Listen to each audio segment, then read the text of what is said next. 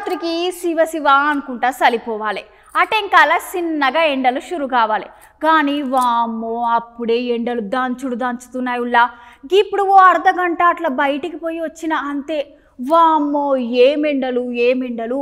మీరు సుత ఓ పాలి గట్ల పోయి రాలి ఎట్లా కొడుతున్నాయో మీకే తెలుస్తుంది. దెబ్బకి మూలకి మలసగా పడతారులా. ఊరుకూరికి ఎండలలో తిరగకుల్లి, చల్లగా నీడ పట్టిన ఉండి ఇంత చల్లబొట్టు తాగుండ్రి, సరేనా?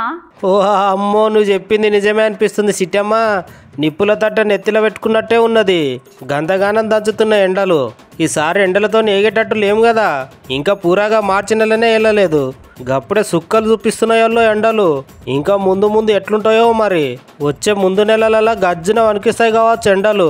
తెలుగు రాష్ట్రాలతో పాటు మన పక్కపొంటి రాష్ట్రాలు మహారాష్ట్ర, ఒడిశాలలో సుత మునుపటి కంటే ఎక్కువనే కొడుతున్నాయంట. ఎందుకైనా మంచిదే కానీ బయటకు పోయేటప్పుడు నీళ్ళ బాటిల్ ఒకటి దగ్గర పెట్టుకోర్రి. గీ ముచ్చట మేమే కాదల్లో వాతావరణం శాఖలు సుత గిదే చెప్పిర్రు. గీ ఎండాకాలంకి పానమత సుత గాయగా అవుతుందంట. గందుకే నదని అనుకోకుండా బయటకు పోయేటప్పుడు చెతిరో టోపో ఎమ్మట పెట్టుకొని పోర్రి. ఆడోళ్ళైతే నెత్తిల సీర కొంగేసుకుని పోర్రి.